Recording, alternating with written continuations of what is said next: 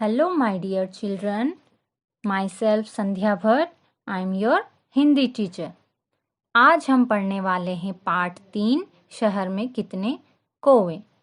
I hope आपने पिछले lessons अपनी कॉपी में कंप्लीट कर लिए होंगे। बच्चों, आप सभी ने अपने दादा दादी, नाना नानी या मम्मी पापा से बादशाह अकबर और बीरबल के चुटकुले तथा किस्से कहानियाँ अवश्य सुने होंगे। एक प्रसिद्ध कहानी बीरबल की खिचड़ी तो मुहावरा बन गया है। अकबर बादशाह के दरबार में बीरबल सबसे अधिक बुद्धिमान थे। बादशाह अकबर अक्सर अपने दरबारियों से कुछ न कुछ पूछकर उनकी परीक्षा लिया करते थे। कभी कभी ऐसा होता था कि कोई भी दरबारी राजा की समस्या का समाधान नहीं कर पाता था। तब बीरबल अपनी बुद्धिमता से इस समस्या को हल कर देते थे। प्रस्तुत पार्ट 3 में शहर में कितने कौवे एक ऐसा प्रश्न था जिसका समाधान कोई दरबारी नहीं कर सका। एकाएक दरबार में पहुंचे बीरबल ने ही उस समस्या का समाधान किया। आज हम लोग इस हास्य कथा में उसी का आनंद लेंगे।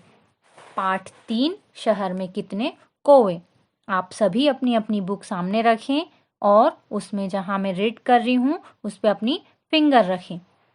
बादशाह अकबर अक्सर अपने दरबारियों से अनोखे प्रश्न और तरह तरह की पहेलियां पूछते रहते थे। इस प्रकार वे अपने दरबारियों की बुद्धि एवं हाजिर जवाबी की परीक्षा लेते रहते थे। एक बार उन्होंने अपने दरबारियों से एक विचित्र सवाल पूछा। सवाल था, इस शहर में कितने कौवे हैं? उन्होंने एक एक कर सभी दरबारियों पर नजर डाली। बारी बारी से हर दरबारी खड़ा होता और जवाब न आने पर अपना सिर झुका लेता। कोई भी दरबारी बादशाह के सवाल का जवाब नहीं दे सका।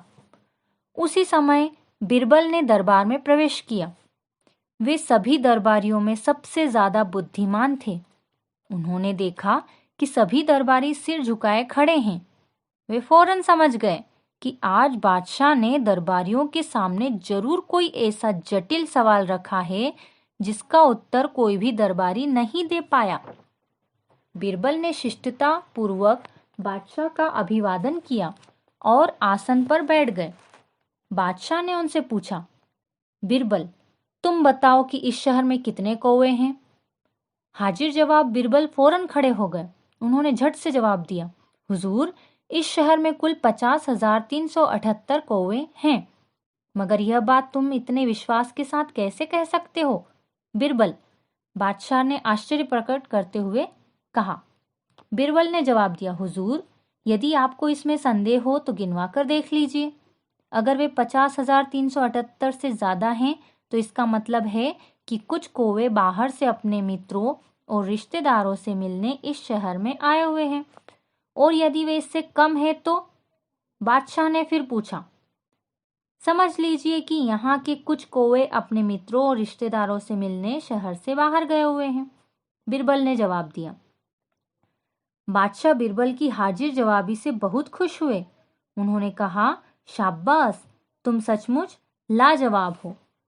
इस प्रकार बादशाह के हर प्रश्न का जवाब बीरबल तुरंत देते थे।